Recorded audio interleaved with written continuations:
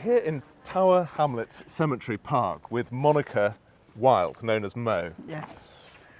Mo, you're a forager, you're a prize-winning author. Thank you. You're a herbalist. What are we going to do today here in Tower Hamlets? Well, I thought what we'd do is just go and look and see what's coming up. We've just recently had this food shortage of salads and things like that, you know. And despite that, you could actually go out and pick a whole salad now. Maybe by the end of it we will have. So there's a lot of food that's there in the wild that we've just forgotten about. Now, your book, which came out last year, is called The Wilderness Cure. That's about a year that you spent eating in exclusively foraged food. Yes, That is an extraordinary feat. How was that experience?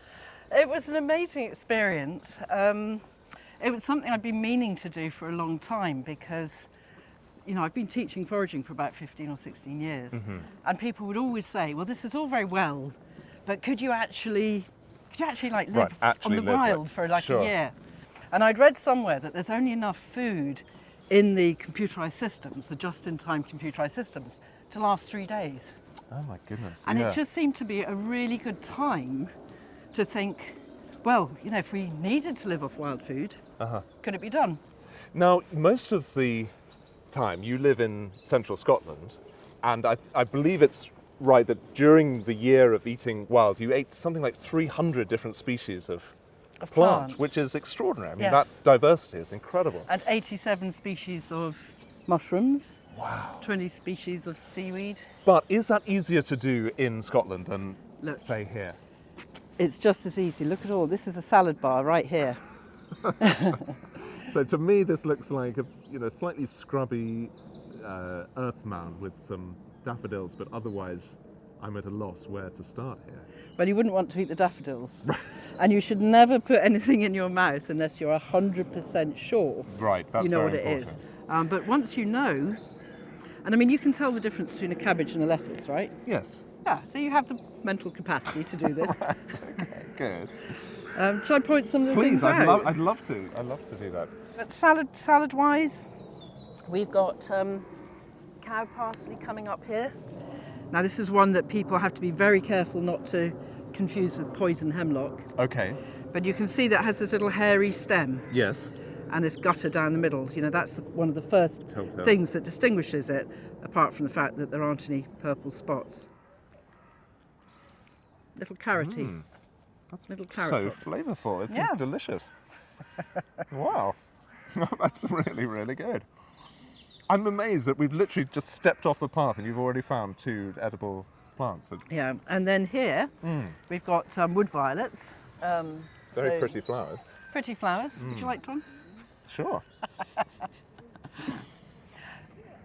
You need to be respectful when you're picking where other people are and not to take everything. And you know, and if you're in an area where there's a lot of people, get together, make a community harvesting plan so it's done sustainably. So this leads on to the work you're doing at the moment with Tim Spector on nutrition. Can you tell us a little bit more about that? Yeah, sure. So when I did my year, I analysed my gut microbiome every couple of months throughout it. And what it showed was that my gut microbiome started to change and bacteria would go crazy. So what I did was to get 26 other foragers to commit to living on only wild food, some for 1 month, some for 3 months. And then in collaboration with the Zoe Gut Microbiome Project with Professor Tim Spector, we're now testing ourselves against 26 people eating normal food and 26 people eating an advanced Zoe diet. So here I recognise daffodils, I can see some snowdrops, but everything else is a sea of green for me here. Yes, well, you've got the wood violets that we looked at earlier. And then what you've also got here, I'm just picking it away from the doggy area, is wild garlic. Go on. I'm not going to kill you. A really strong garlicky. Really strong garlicky flavour. That's incredible.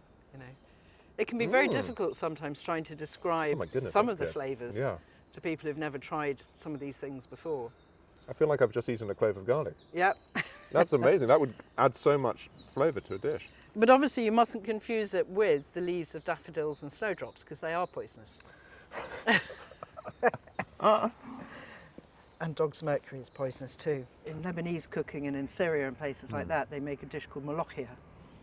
And basically it's a type of mallow, which this is as well. And it has what we call a mucilaginous texture. So it helps to thicken the soups and things. So in Syria and Lebanon, you know, this is in Egypt, you know, molokhia is a key sought after dish. And here it is in the lawn. Yes, it is much softer. A slightly sort of softer, almost slippery texture. Yes, that's right. And it's sort of, as I'm chewing it, it's kind of turning into more of a, like a sort of paste. We have everything that we need in nature. And the thing I discovered, you know, going into my wild food year, you know, I expected scarcity and hardship. And what I found was abundance. Right. Even in winter, you know, the depths of winter? Even in the depths of winter, there'll be somewhere in a little sheltered space. You know, even on Christmas Day, you can go and pick oyster mushrooms or velvet shanks. And you can't have a relationship with someone unless you spend time with them. And that includes nature. If you're not out there in contact and experiencing that benevolence, why are you going to care if you trash it? And what you've really demonstrated to me today is, you know, you might live in a city and feel like, well, I don't have access to nature. I'm not living in the centre of Scotland, but we've walked into a park in the middle of London and you've found an extraordinary amount of food. So it is accessible for everyone. It is accessible for everyone. And you don't have to have a degree, you know, any colour, any gender, any sexuality, any educational level. Everyone can do this. This belongs to us all. Well, Mo, thank you so much for talking to us today and for, well, it's been an absolutely eye-opening experience for me to experience such delicious flavours in a central city park. So thank you very much for your time. You're very welcome.